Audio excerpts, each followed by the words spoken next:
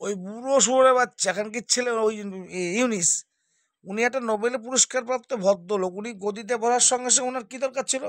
বিশ্বের শক্তিধর দেশের সঙ্গে কথা বলে আমার দেশটাকে কী করে ডেভেলপ করতে হবে, কী করে বাণিজ্য আনতে হবে, কী করে আমার অর্থনৈতিক পরিকাঠামো ভালো করতে হবে, সেটা তো ওনার ভাবনা আসার কথা ছিল।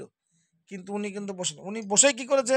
জঙ্গি যত আছে সব ছেড়ে দাও, জেল খুলে দাও, সব ফাঁসির আসামি যত আছে তাদের সব ছেড়ে দাও, মুক্ত করে দাও, ভারতের বিরুদ্ধে একটা জেহাদ সৃষ্টি করে একটা কোম্পানি তৈরি করো, পাকিস্তানের সঙ্গে সম্পর্ক তৈরি করি, পাকিস্তানে যাতায়াতের ভিসা কিচ্ছু লাগবে না, এখন যাবো আসবো, কন্টেনার ভরে ভরে জাহাজ ভরে ভরে শুধু বিস্ফোরক নিয়ে আসবো, ভারতকে গালাগালি দেবো, ভারতের বিরুদ্ধে ঘোষণা করবো, ভারত যুদ্ধ ঘোষণা করবো, এই ওনার মতলব। ওই বুড়ো খানকির ছেলেকে বলে নোবেল পুরস্কার বা শিক্ষিত ভদ্রচোদা খানকির বাচ্চা, তুমি শিক্ষিত?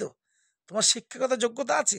বলবাটা আমাদের এখানে যা সাধারণ পঞ্চায়েত মেম্বার আছে না, তোর থেকে অনেক স্ট্যান্ডার্ড, আসবি শিখে যাবি চুদির ভাই, তোর মতো লোক